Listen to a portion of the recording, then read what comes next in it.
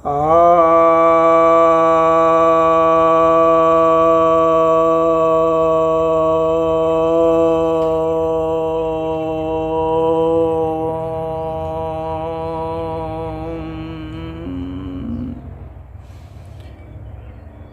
भक्तजनों को सप्रेम नमन।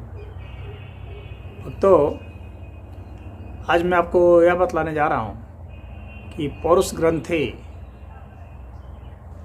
में यदि विकार आ जाता है, वह बढ़ जाता है, कैंसर हो जाता है, तो उसका निदान कैसे हो सकता है, योगोपचार कैसे हो सकता है। और सबसे बढ़ के बात यह है कि उसका विचारों और व्यवहार और चरित्र से कैसे उपचार हो सकता है। तो यह जो पौरुष ग्रंथि पुरुषों में होता है, यह ठीक लिंग के पिछले हिस्से में उसके ऊपर होता है और ठीक जो ब्लैडर होता है पेशाब का, उसके ठीक नीचे होता है। तो ये जब ये बढ़ जाता है तो जाहिर सी बात है कि यह ब्लैडर को दबा देता है और लिंग को भी पीछे से दबा देता है, जिसके कारण जो नली है जिससे पेशाब बाहर निकलता है उसमें बाधा आ जाती है और बूंद बूंद पेशाब होता है या जलन से होता है या बहुत बार पेशाब होता है, इसको ऐसा कह लें। और उस ग्रंथि का काम यह है कि उसमें से स्राव निकलता है, जो कि एक फ्लूइड होता है, सेमिनल वेसिकल फ्लूइड होता है। तो ये जो प्रोस्टेट फ्लूइड है, यह जाकर के सेमिनल वेसिकल में मिल जाता है, जो सीमेन होता है, तो उसको यह न्यूट्रिशन देते हैं काम करता है और फ्लूइडिटी देने का काम करता है, उसमें गति भी लाने का काम करता है।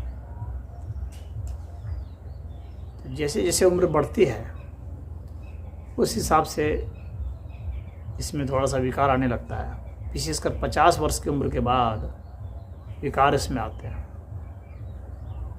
लेकिन सिर्फ उम्र के कारण ही नहीं आते हैं। अगर उम्र के ही कारण आते तो सभी में आ जाते।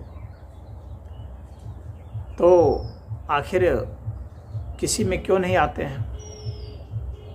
तो इसके पीछे जो वैचारिक जो कारण है वह यह है कि जब यौन संबंधों के प्रति कुंठा होती है, हीन भावना होती है, या बहुत लंबे समय से यौन संबंध नहीं बनाए होते हैं, तो वैसी स्थिति में इसमें विकार आ जाते हैं।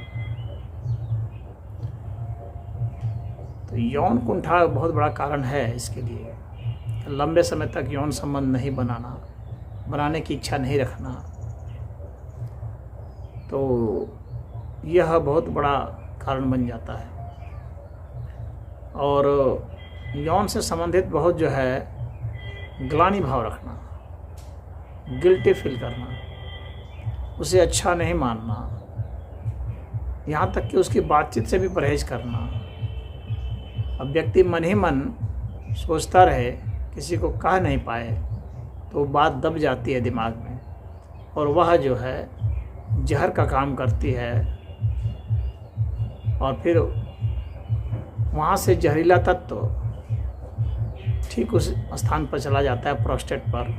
तो प्रोस्टेट ग्लैंड में जा कर के वह विकार उत्पन्न करता है, जिसे वो बढ़ जाता है। इन्फेक्शन से भी होता है, परंतु इन्फेक्शन क्यों होता है? इन्फेक्शन के पीछे कमजोरी आ जाती है, उसके कारण ही इन्फेक्शन होता है। हालांकि संपर्क में ऐसे आने से गोनोरिया के मरीज हैं तो उनके संपर्क में आने से, सिफिलिस के मरीज हैं, ऐसे मरीज के संपर्क में आने से ऐसे हो जाते हैं। तो जो सेक्स डिजीज है उसके कारण यह हो जाता है। अब जब ये ऐसा होता है तो इसके पीछे जो विचार हैं उनको मैंने बताया। आपको एक ब्रॉड माइंडसेट का व्यक्ति होना पड़ेगा और भीतर घुट घुट करके नहीं रहना पड़ेगा।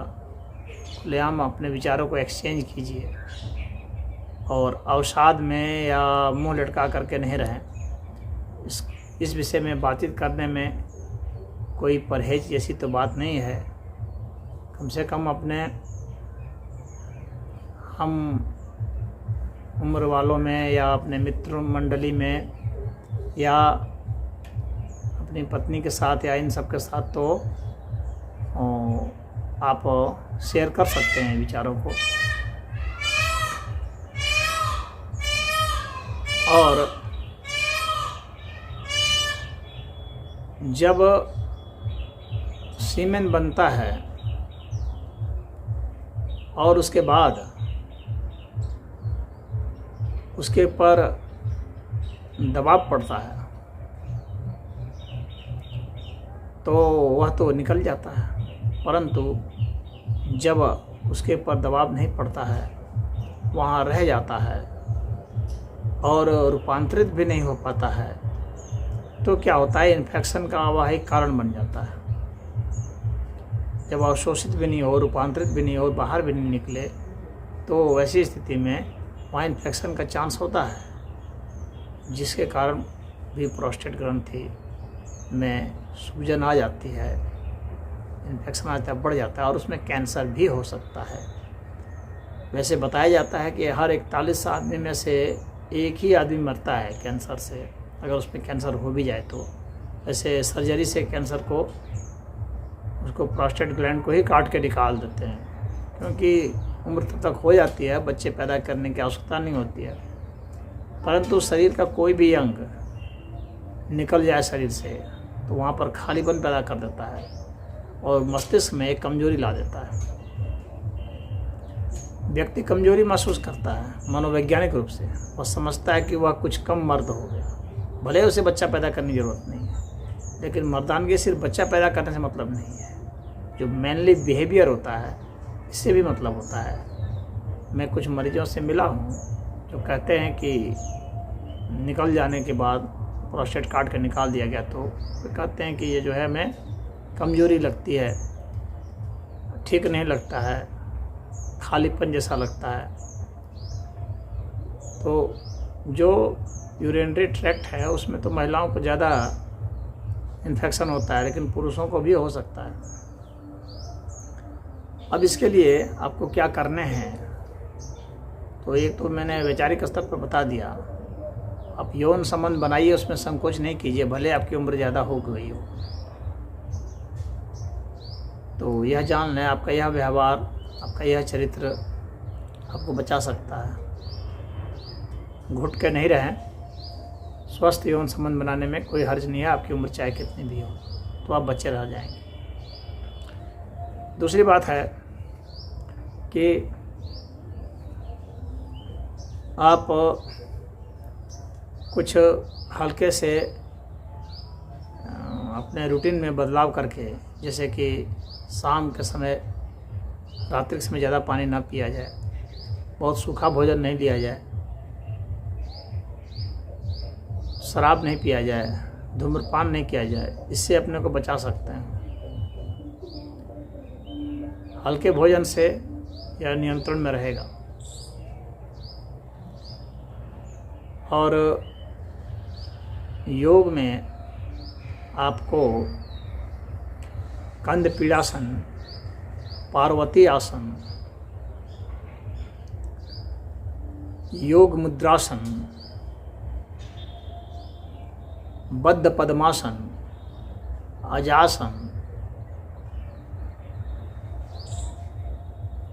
और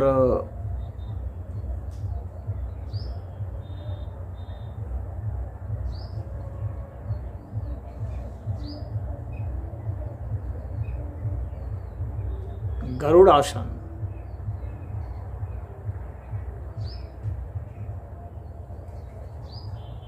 और पार्श्व चालनासन, ये जो आसन हैं, और धनुरासन, हिंडोलासन, शलभासन,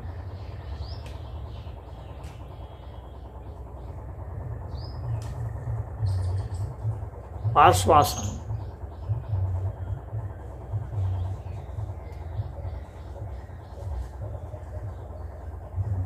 और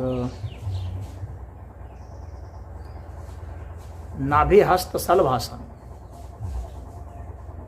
उदर मुष्टिकासन, ये आसन इसमें बहुत लाभकारी हैं। गोमुखासन,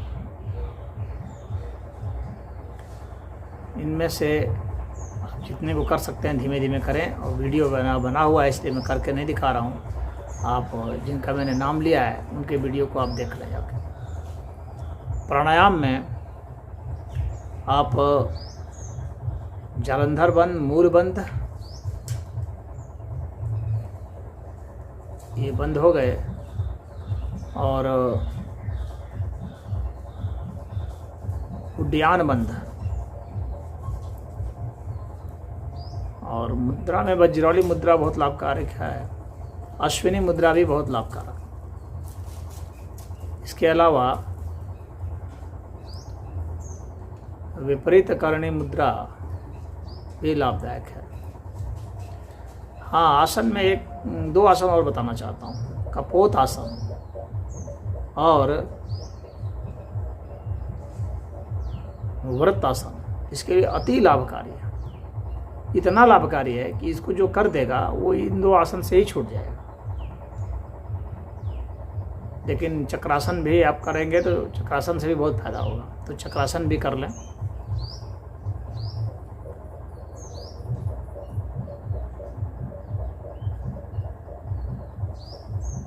और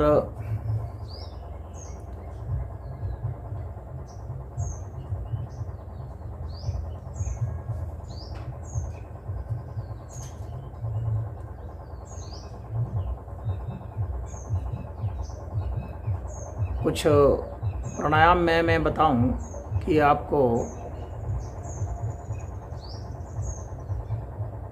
नाड़ी शोधन प्राणायाम करना चाहिए, और अनुलोम विलोम करना चाहिए, और अग्निसार प्राणायाम। तो ये प्राणायाम लाभकारी होंगे।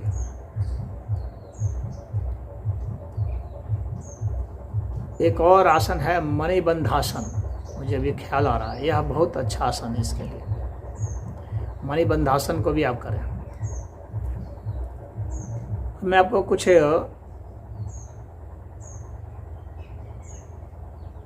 मुद्रा बतलाने जा रहा हूँ।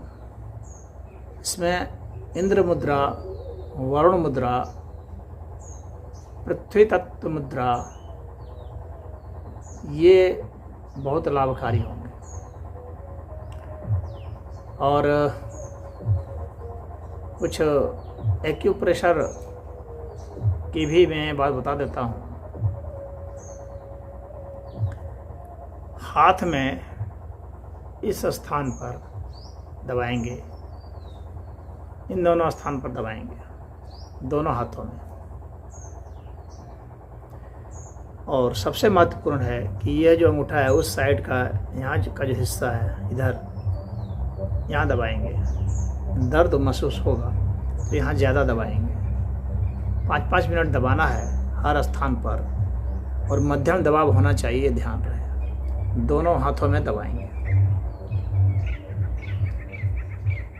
इसके अलावा आप पैर में भी दबाएंगे, मैं दिखा दे रहा हूँ।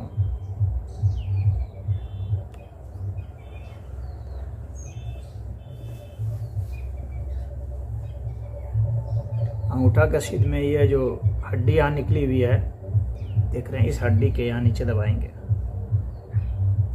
यहाँ से लेकर यहाँ तक दबाएंगे।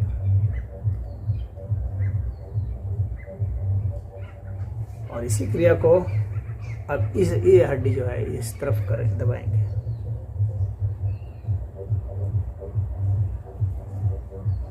हाथ सही दबाना है, अंगूठे से जोर जोर से, और दोनों ही पैरों में दबाएंगे। बाएं दाएं दोनों पैरों में 5-5 मिनट तक दबाएंगे। तो इतना जो है यह छुड़ाने में समर्थ है। और कुछ आपको देसी दवा बता दूं जो इसके लिए बहुत लाभकारी है। तो गेंदा का पत्ता ले लें, खस ले लें, सफ़ेद चंदन ले लें, भृंगराज ले लें, ब्राह्मी ले लें, गोखरू ले लें, बड़ा और छोटा दोनों ही गोखरू ले लें, और सदाबहार का फूल ले लें, और मिश्री ले लें, नागरमोथा भी ले लें। जितना कुल मिला देंगे तो मिश्री को अलग कर लीजिए, जितना कुल रहेगा उतना ही भाग मिश्री भी मिला देंगे उसमें। और हाँ, एक चीज़ और भूल गया मैं, सौंफ उसमें मिला दें। और धनिया का पत्ता मिल जाए तो बेस्ट है, पत्ता नहीं मिले तो धनिया का जो बीज है वो भी चलेगा। उनको मिला करके, और एक चीज़ और इसमें आप डाल सकते हैं, बल्कि 2 चीज़ में कहूँगा, पत्थर चट्टा का जो पत्ता होता है वह, और घृत कुमारी का पत्ता, वे भी बहुत लाभ पहुँचाएंगे। उनको मिला लें, और इन सब के बराबर का जो है आप मिश्री डाल देंगे। और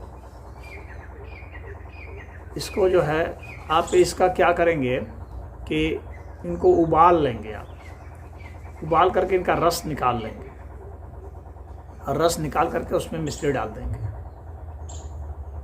और उस मिश्री से जो वो बन गया रस, अब उस रस को ही आप 2-2 चम्मच पिएंगे, सुबह, दोपहर, शाम। और खाली पेट पिएंगे, सादे जल से या नारियल के पानी से यदि लेते हैं या ताड़ी से लेते हैं तो बेस्ट होगा। यदि नहीं अफोर्ड कर सकते हैं या ये नहीं मिलते हैं ताड़ी या नारियल का पानी, और ताड़ी में खजूर का ताड़ी और ताड़ की ताड़ी, दोनों ही ताड़ी बहुत काम करते हैं, लेकिन एकदम ताज़ा होना चाहिए। और ये ध्यान रहे कि वो नशा वाला नहीं होना चाहिए, उसमें ये सब नशा का भी डाल देते आइटम, वह नहीं होना चाहिए, बिल्कुल सही में उसका जूस होना चाहिए। और उसको अगर आप लेते हैं उसके साथ तो बहुत ये काम करेगा। नहीं लेते हैं तो वे सादा जल के साथ ही इसको लें, या आप केला के तने का अगर रस निकाल लें, उस जल से भी आप इसे लेंगे तो वो भी बहुत लाभ करेगा। तो इतने को करने के बाद जो है यह छूट जाएगा, बिल्कुल ही छूट जाएगा। जितने आसन और प्राणायाम और मुद्राएं सब मैंने बताए हैं, और एक्यूप्रेशर का, और ये आपको आयुर्वेद का, इतना पर्याप्त है। और आप देखेंगे कि यह महीने भर के भीतर में ही आपका छूट गया प्रोस्टेट। मैंने बहुतों को बताया है, और जिन लोगों ने भी किया है उनको निश्चित ही लाभ हुआ है। परंतु आप इसे जारी रखेंगे, यह नहीं कि 1 महीना एक करके छोड़ दिए, आप इसे जारी रखेंगे और इसे 4 महीने तक ले जाएंगे।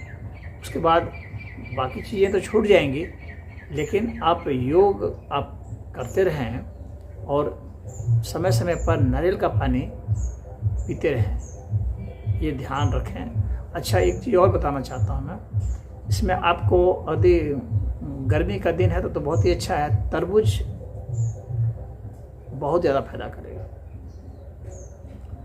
तरबूज खाएं, बहुत लाभकारी है इसके लिए। लेकिन अन्य दिनों में तो नहीं मिलेगा, गर्मी में तो मिलेगा। गर्मी में तो कम से कम सेवन कर लें, वह इसमें बहुत फायदा पहुंचाएगा। तो इतना करके देखें, आप बहुत ही लाभान्वित होंगे। आपको ऑपरेशन कराने की आवश्यकता नहीं रहेगी। अगर कैंसर है तो आपको लंबे समय तक करना पड़ेगा, तकरीबन 1 से 1.5 बरस तक आपको करना पड़ेगा। कैंसर के जो है, सिर्फ जिनका बढ़ा हुआ है तो वो तो एनलार्ज है तो वैसे हो जाता है, ऐसे ठीक। कुछ एंटीबायोटिक वगैरह भी डॉक्टर देते हैं, ऐसे भी ठीक हो जाएगा। लेकिन अगर कैंसर है तो आपको साल भर के आसपास करना पड़ेगा, योग कंटिन्यू करना पड़ेगा, तो वो कैंसर भी छूट जाएगा। तो इसमें इतना ही। और